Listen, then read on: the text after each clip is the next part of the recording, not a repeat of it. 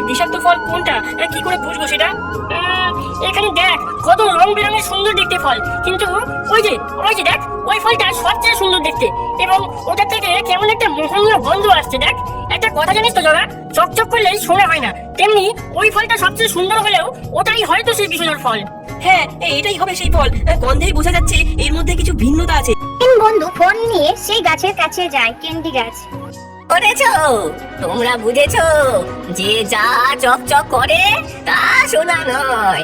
এবার দ্বিতীয় রহস্যের পালা। দ্বিতীয় রহস্যের চ্যালেঞ্জ হলো সবচেয়ে বড় শক্তি খুঁজে বের করা।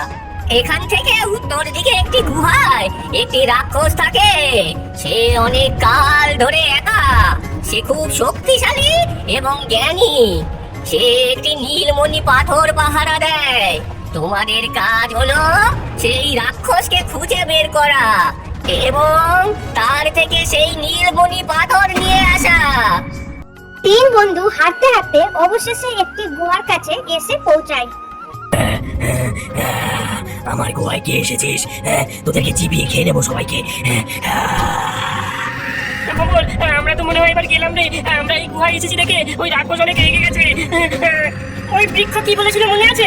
আমাদেরকে সবচেয়ে বড় শক্তি খুঁজে বার করতে হবে। এই রাক্ষস আমাদের চেয়েও শক্তিশালী এবং বুদ্ধিমান, কিন্তু বল এবং বুদ্ধির চেয়েও সবচেয়ে বড় শক্তি কি জানিস? ভালোবাসা। এই রাক্ষস বহুদিন ধরে একা আছে, আমরা একমাত্র ভালোবাসা দিয়েই একে পরাজিত করতে পারি। আমরা জানি তুমি অনেক কাল ধরে একা, তুমি শক্তি এবং বিজ্ঞান চেনো, কিন্তু ভালোবাসার মাধ্যমেই প্রকৃত সুখ পাওয়া সম্ভব। আমরা সবাই তোমাকে ভালোবাসি, এখানে কেউ একা নয়।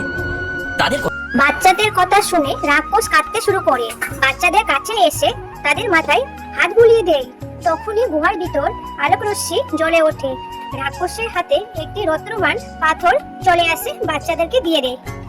সাহস এবং ভালোবাসা আমার হৃদয়ে আলো জ্বালিয়েছে। এই রত্নটি তোমাদেরকে উপহার হিসেবে আমি দিলাম।